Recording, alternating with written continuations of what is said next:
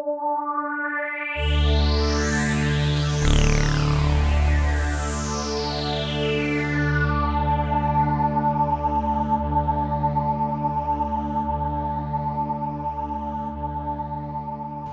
this short video, I am going to demonstrate how the station stone's rectangle was set out. There were once 4 standing stones referred to as the station stones, so positioned at Stonehenge that if they were to be joined by straight lines, then they would form an almost perfect rectangle. This rectangle was set out at Stonehenge sometime between 2620 and 2480 BC. Importantly, this rectangle has been central to most of Stonehenge's astronomy. The term the 4 stations was first coined in 1922 by Herbert Stone, the concept being that one viewed an astronomical alignment when standing behind one station stone and looking towards the direction of another station stone. Certainly the astronomy still works today. Here is an image I took on the vernal equinox in the year 2000. I'm standing behind station stone 93, looking towards the eastern horizon where we can see the equinox sun rising just on the outer edge of the sarsen stone circle at Stonehenge. Interest in the rectangle's astronomy began as far back as 1846 when Edward Duke first recorded his observations. He noted that the midsummer sunrise could be seen when standing behind station stone 92 and looking towards station stone 91, and 6 months later the midwinter sunset could be seen from behind station stone 94 and looking towards station stone 93. 60 years later, in 1906, Sir Norman Lockyer added further astronomical alignments to the rectangle. Lockyer proposed that when the people stood at Stonehenge's geometrical centre and looked towards the direction of station stone 93, they would have witnessed the sunset on about the 6th of May and again around the 8th of August. Then, when they looked in the opposite direction, they would see sunrise about the 5th of February and again around the 8th of November. Lockyer thought that these dates were important for the prehistoric communities to organise and schedule their farming year.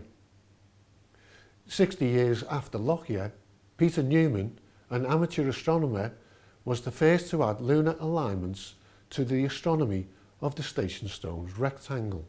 In particular, standing behind station stone 94 and looking towards station stone 91, one would see a moonrise at a particular point on the horizon, a point which the moon returns to every 18.6 years. The sight line also works the other way round for the corresponding setting moon, but one has to stand behind station stone 92 and look towards station stone 93. Also during the 1960s, a professor of astronomy, Gerald Hawkins, was to use an early IBM computer to plot a staggering 14 alignments associated with the astronomy of the station stone's rectangle. Why the 4 station stones stood in such a rectangular formation is a question seldom asked. Nor is it known how these 4 stones were originally set out with such precision.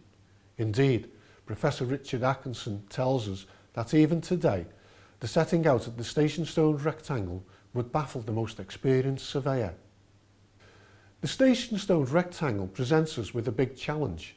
How can we explain how such a complex formation was set out, especially by people who were pre-literate and leave behind no written plans or schematics?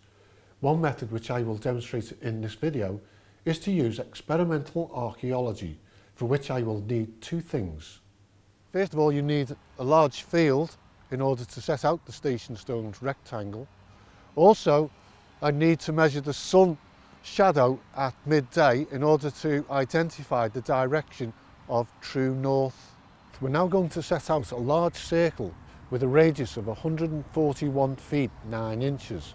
Once we've set out that circle, we will then identify the cardinal points on that circle.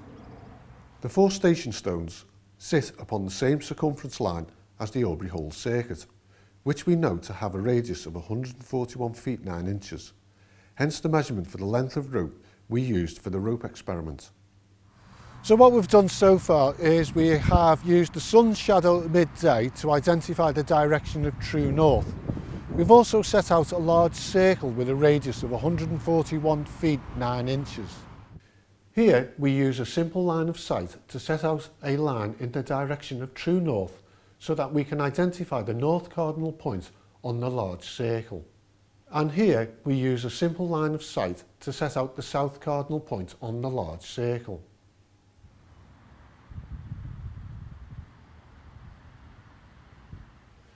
The method you see here is how we identified the east and west cardinal points on the larger circle. We borrowed this technique from the ancient Romans, who would stand along a north-south line and raise their arms at right angles to the line, thus pointing in the directions of east and west.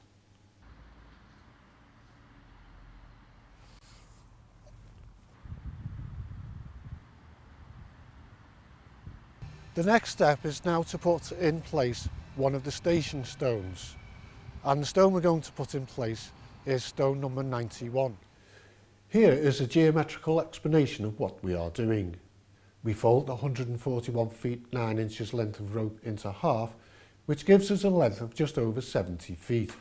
We stand at the east cardinal point of the large circle and set out a second circle. Where the second circle crosses the large circle at the southerly point, we place station stone 91.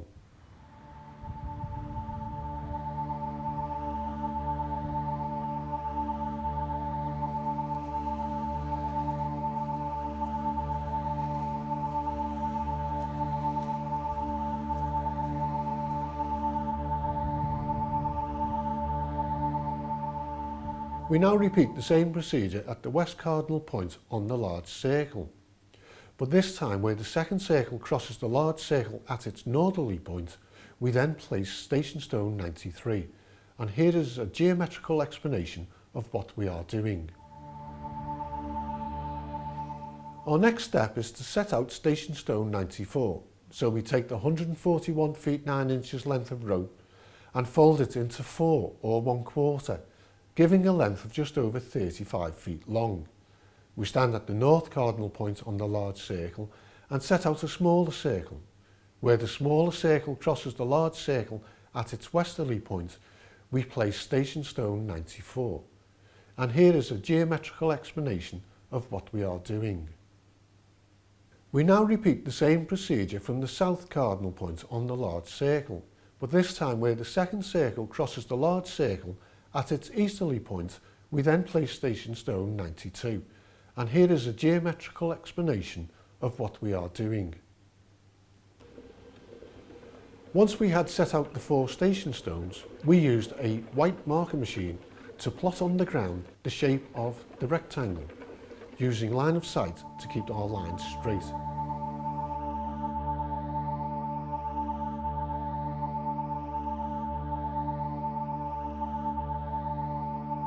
We have now set out the station stone rectangle, so the big question is, how successful were we in setting out the rectangle?